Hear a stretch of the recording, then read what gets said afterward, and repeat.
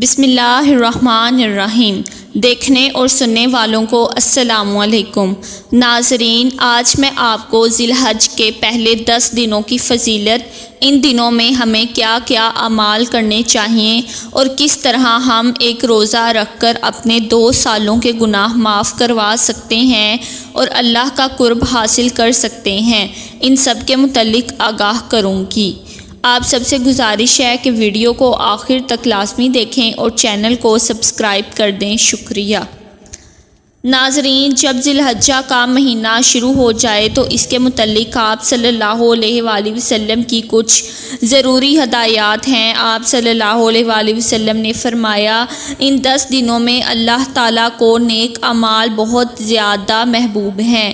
ان 10 دنوں میں کوئی بھی نیکی کی جائے، تہجد پڑھی جائے، صدقہ و خیرات کیا جائے یا روزہ رکھا جائے یا کوئی بھی نیکی یا بھلائی کا کام کیا جائے، اس کا ثواب عام دنوں سے زیادہ ہوتا ہے۔ شیخ الاسلام ابن تیمیہ سے سوال کیا گیا کہ عشرہ ذی الحجہ افضل ہے یا رمضان المبارک کا آخری عشرہ؟ تو انہوں نے ارشاد فرمایا، ذی الحجہ کے پہلے عشرے کے دن رمضان کے آخری عشرے سے افضل ہیں اور راتیں رمضان کے عشرے کی بہترین ہیں۔ ناظرین، ان دنوں کی قرآن مجید میں اللہ تعالیٰ نے بھی قسم اٹھائی ہے۔ اللہ تعالیٰ نے ارشاد فرمایا ہے کہ قسم ہے فجر کی اور 10 راتوں کی۔ بہت سارے مفسرین کے مطابق کہ 10 راتیں ذی الحجہ کی پہلی 10 راتیں ہیں۔ آپ صلی اللہ علیہ وآلہ وسلم نے فرمایا، جن لوگوں کا ارادہ ہو قربانی کا، وہ ان دنوں میں اپنے ناخن اور بال نہ کاٹیں۔ یہ فرض نہیں ہے لیکن افضل ہے۔ پیارے دوستو، اللہ کا کرم ہے کہ ہمیں اپنی زندگی میں یہ دن حاصل ہوئے جن میں ہم اللہ کا ذکر و اذکار کر کے اس کی قربت حاصل کر سکتے ہیں۔ ہم نہیں جانتے کہ اگلے سال ہمیں یہ دن گزارنا نصیب ہوتے ہیں یا نہیں۔ ہم سب کو چاہیے کہ ان 10 راتوں سے اور ان 10 دنوں سے بھرپور فائدہ اٹھائیں۔ ان 10 دنوں میں ہمیں کون سا ذکر کرنا چاہیے؟ اللہ اکبر، لا الہ الا اللہ اور الحمدللہ۔ ناظرین، نماز کے بعد جو ہم تسبیح کرتے ہیں، سبحان اللہ والحمدللہ ولا الہ الا اللہ واللہ اکبر، آپ کو بس یہی کوشش کرنی ہے کہ ان 10 دنوں میں آپ کی زبان پر یہی کلمات ادا ہوتے رہیں۔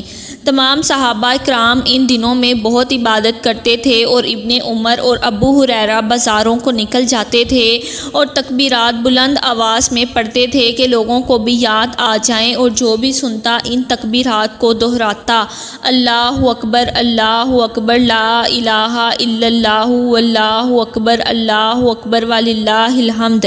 ایک مرتبہ صحابہ نے نبی پاک صلی اللہ علیہ وآلہ وسلم سے پوچھا، کیا جہاد بھی افضل نہیں ہے اس سے؟ تو آپ صلی اللہ علیہ وآلہ وسلم نے فرمایا، نہیں، سوائے اس بات کے کہ کوئی اپنی جان کا نذرانہ لے کر جہاد کے لیے جاتا ہے اور کافر کے مقابلے میں دین کے لیے لڑائی کرتا ہے اور وہ اپنی جان کا نذرانہ دے دیتا ہے، اپنی سواری جس پر وہ جاتا ہے اور اپنا مال سب کچھ لٹا دیتا ہے اللہ کی راہ میں، تو اس کی ایک اور بات ہے۔ اس کے علاوہ ان 10 دنوں کی عبادت، ان 10 دنوں کا ذکر و اذکار اور نیک کام کا اجر اللہ سبحانہ و تعالیٰ کے پاس بہت زیادہ ہے۔ اللہ تعالیٰ تو جب بخشنے پہ آئے تو ایک چھوٹے سے عمل پر بھی سارے گناہ معاف کر دیتا ہے، بے شک وہ بڑا بخشنے والا اور مہربان ہے۔ اور ان 10 دنوں کے بارے میں تو اللہ تعالیٰ نے کہا ہے کہ ان 10 دنوں کی عبادت سب سے افضل ہے۔